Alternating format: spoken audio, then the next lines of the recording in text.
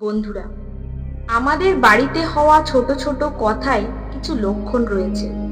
যদি আমরা সেই লক্ষণগুলো বুঝতে পারি, তাহলে আমরা বুঝতে পারবো ভবিষ্যতে আমাদের সময় কেমন কাটবে, যার দ্বারা আমরা চিন্তা থেকেও মুক্তি হতে পারি। জ্যোতিষীদের মতে, যখন বাড়িতে দারিদ্র্য বৃদ্ধির সম্ভাবনা থাকে, তখন সেই লক্ষণগুলো আমরা কোনো ছোট ছোট জিনিস থেকে পেতে পারি। আজকের ভিডিওটিতে বাস্তুশাস্ত্র থেকে নেওয়া কিছু বিষয় আলোচনা করব। বন্ধুরা, বাড়ির বড়রা সর্বদা আমাদের কিছু না কিছু শেখাতে বা বলতে থাকে, যাতে আমাদের জীবনে আসা সমস্যাগুলি কম করা যায়। আমাদের দেশে এবং সমাজে সংস্কারের বিশেষ গুরুত্ব রয়েছে।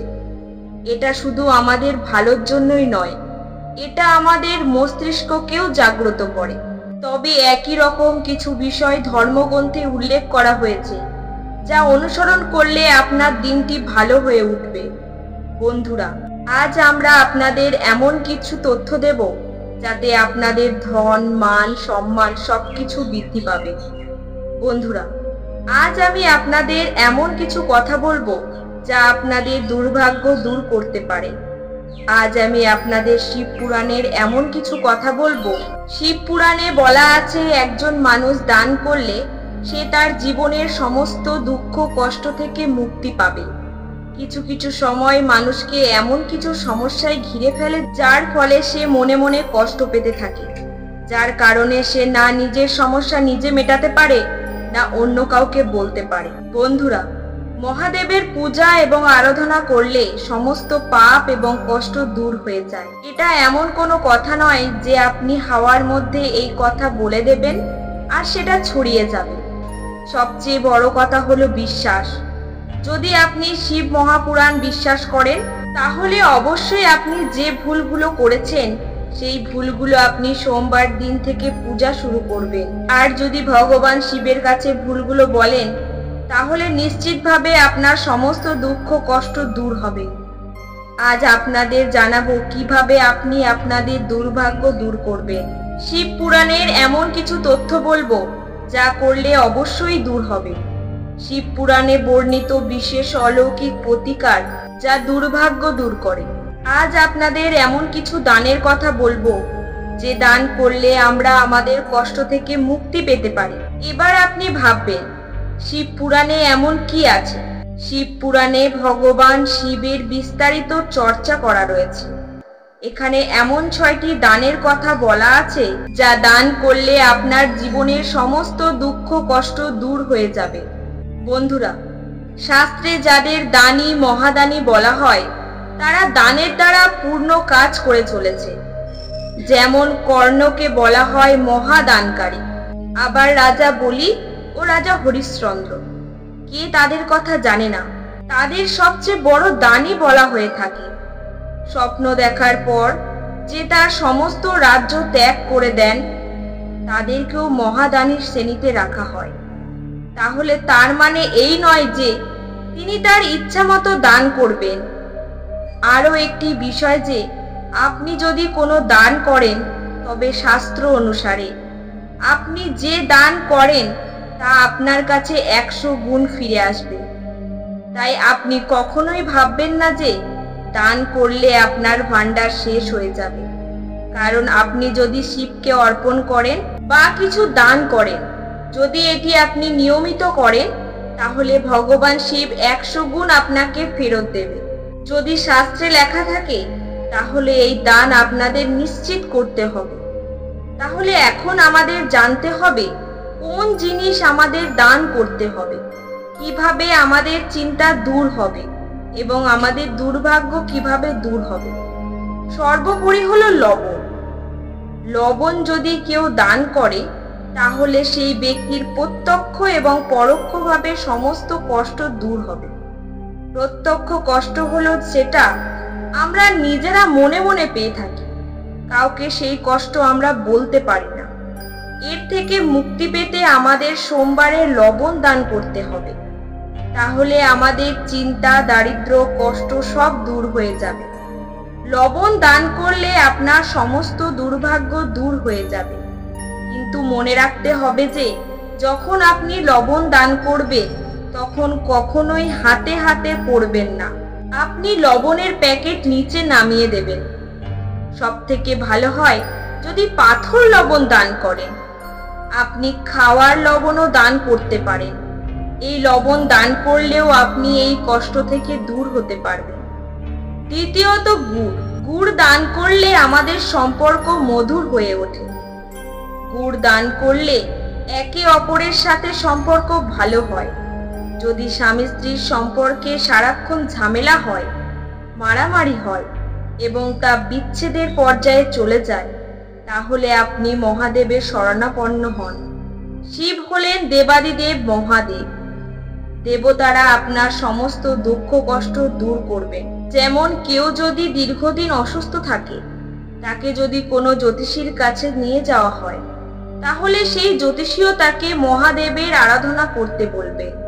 সে বলবে, শিবের পুজো করাও, রুদ্র অভিষেক করাও। সে আপনাকে অন্য কোনো স্থানে যেতে বলবে না, শুধু আপনাকে শিবের নাম জপ করতে বলবে। আপনার সম্পর্ক বিচ্ছেদের পর্যায়ে পৌঁছেছে। সমাধানের জন্য আমরা আপনাকে এই কথা বলবো, মহাদেবের পুজো করতে হবে এবং গুড় দান করতে হবে। তাই মনে রাখবেন, যে কোনো সম্পর্কই যদি খারাপ হয় আর সেই সম্পর্ক মধুর করতে চান, তাহলে শিব মন্দিরে গুড় অর্পণ করার সময় গরুকেও রুটি আর গুড় খাওয়াতে হবে। সোমবার গরুকে এটা করলে আপনার সম্পর্কে মাধুর্য আসবে, লক্ষ্মী প্রাপ্তি হবে। তাহলে আপনিও করতে পারেন। এই প্রতিকারে মানুষের আত্মসম্মান বৃদ্ধি পায়। মাঝে মাঝে অনেক সময় লেখাপড়ায় ভালো হওয়ার পরও যখন শিশুরা কারো সামনে যায় বা ইন্টারভিউ দেয়, তখন তাদের আত্মবিশ্বাস কমে যায় এবং তারা নার্ভাস হয়ে ফিরে আসে। তৃতীয় যে বস্তুটি শিব পুরাণে দানের কথা বলা হয়েছে, সেটি হলো তিল। তিল দান করলে ব্যক্তির আত্মসম্মান বেড়ে যায়। আপনি অনেক সময় দেখে থাকবেন, অনেক ব্যক্তি বুদ্ধিমান হওয়া সত্ত্বেও তার মধ্যে আত্মবিশ্বাস অনেক কম থাকে। সেই ব্যক্তি ভয় পেয়ে যায়। অনেক সময় যে বাচ্চা পড়াশোনায় খুব ভালো, কিন্তু সে যখন অন্য কোনো ব্যক্তির সামনে ইন্টারভিউ দেয়, তখন সে ঘাবড়ে যায়।